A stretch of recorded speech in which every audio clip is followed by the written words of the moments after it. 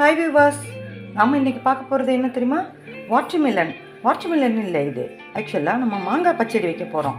வாட்டர்மெலனை இப்படி கட் பண்ணி எடுத்துகிட்டு மேத்தோலையும் சீச்சிட்டு இப்போ இந்த பதத்தில் நம்ம மாங்காய் பச்சடி பண்ண போகிறோம். இந்த பழத்தை நம்ம சாதாரணமாக அந்த வெயிலுக்கு சாப்பிட போகிறோம்.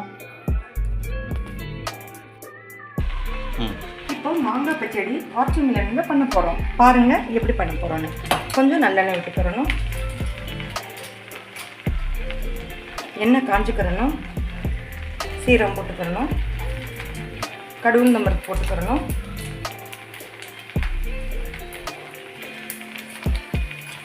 கொஞ்சம் பெருங்காயத்தூள் போட்டுக்கிறணும்,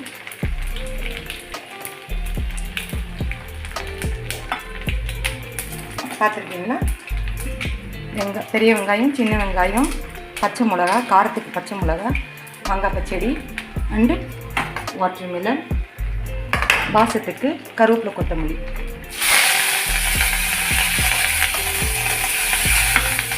எல்லாத்தையும் போட்டு வதக்கி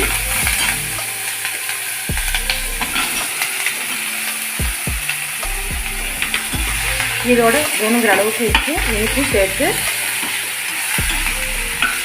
நல்லா கொதிக்க விட்டு, கொஞ்சம் வேணுங்கிற அளவுக்கு தண்ணி விட்டு கொதிக்க விட்டு மாங்காயும் வாட்டர்மெலனும்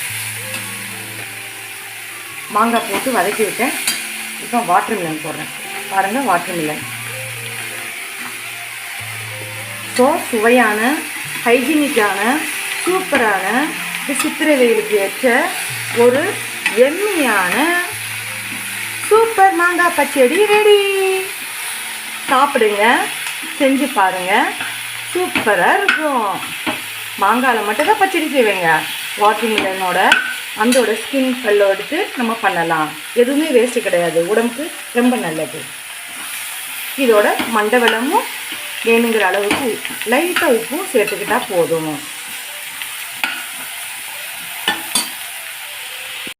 இப்போ பாருங்கள், வாட்டர்மெலனை அதோட சதப்பகுதியை வேஸ்ட்டாக போடாமல் நம்ம வாட்டர்மெலன் மாங்காய் பச்சடி செஞ்சிட்டோம். இதுக்கு வாட்டர்மெலன் பல்ப்பு, வேஸ்ட்டாக போடுற அந்த பல்ப்பு, அந்த தோலை நீக்கிட்டு மாங்காய், பச்சை மிளகாய், சோம்பு, உப்பு, மண்டவெல்லம், அவ்வளோதான். காரசாரமான, சுவையான, இனிச்சிக்கிட்டு புளிச்சிக்கிட்டு எம்மியான மாங்காய் வாட்டர்மெலன் பச்சடி ரெடி.